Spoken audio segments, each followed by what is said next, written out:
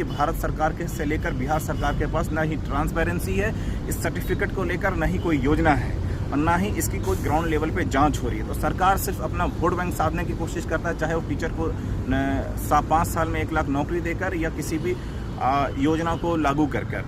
ठीक है, लेकिन सवाल यही है कि इलेक्शन से पहले क्यों?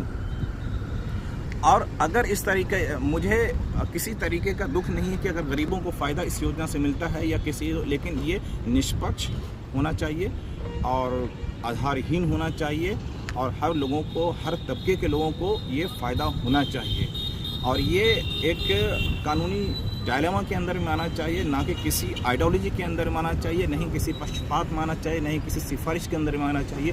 कोई भी पॉलिसी आप उठाकर देख लीजिए, जितने भी सरकार के योजना से आपको घर बने हैं, जो प्रधानमंत्री आवास योजना है, उनके भी घर बने हैं जो डिज़र्व करते हैं, उनके भी घर बने हैं जिनको जो डिज़र्व नहीं करते हैं। तो ग्राउंड लेवल पे क्या रियलिटी है?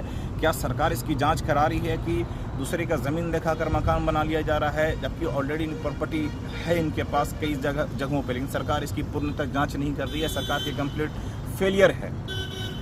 ठीक है, और एक जो सबसे बड़ी समस्या है कि सरकार का जो डिसीजन मेकर है वो नीतीश कुमार खुद नहीं होते हैं। जो उनकी पॉलिसी मेकर है, जो उनके IAS अधिकारी हैं, जो भी बनाकर जो पेश करते हैं, सरकार में लाने की कोशिश करते हैं, जो ब्यूरोक्रेट्स है वो सरकार के चटुकारिता में ब्यूरोक्रेट्स लगे हुए हैं, वो सरकार की योजना बनाने में लगे हुए हैं, ना कि ग्राउंड लेवल पर डेवलपमेंट की। एक बड़ी संख्या में लोग, बहुत बड़ी संख्या में बेरोजगार का इशू है, सरकार उस पर ध्यान नहीं दे रही। सालों से चीनी मिल बंद है, उस पर ध्यान नहीं दे रही है।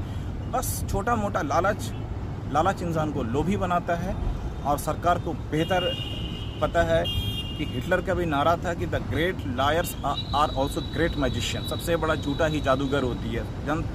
तो ये बार बार झूठ बोलेंगे, बार बार सेम चीज़ों को रिपीट करेंगे ताकि जनता सच माने कि उनके सरकार में बहुत कुछ बदलाव आया है।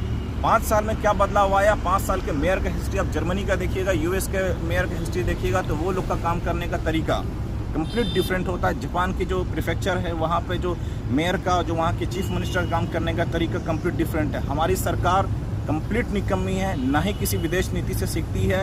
ये सिर्फ किसी विदेश की पॉलिसी को भी इम्प्लीमेंट नहीं करते। इनको पता है कि कई सारे ऐसे लोग हैं जो देश और उस जगह सिटी को सुधार सकते हैं, लेकिन सरकार और सरकार के अंदर के भ्रष्टाचारी लोग न ही बिहार का विकास होने देंगे, न ही विकास लोगों का होने देंगे। क्योंकि आज भी हमारा सिटी जो गया डिस्ट्रिक्ट का 65% लिटरेसी रेट है और महिलाओं की उससे भी कमी है, कंप्लीट डिक्लाइन हो रही है।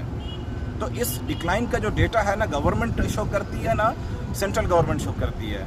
तो मेरा यही उद्देश्य है सरकार से कि सरकार निष्पक्ष होकर इस पर काम करे और इलेक्शन से पहले लोगों को टारगेट ना किया जाए नई नई पॉलिसी को लाकर, ताकि लोगों को डाइवर्सिफिकेशन ऑफ थॉट ना हो और प्रोसेस थॉट क्लियर हो। थॉट प्रोसेस जो है ये हम आप लोग को समझाने की कोशिश करें। Please try to understand. Thank you, धन्यवाद।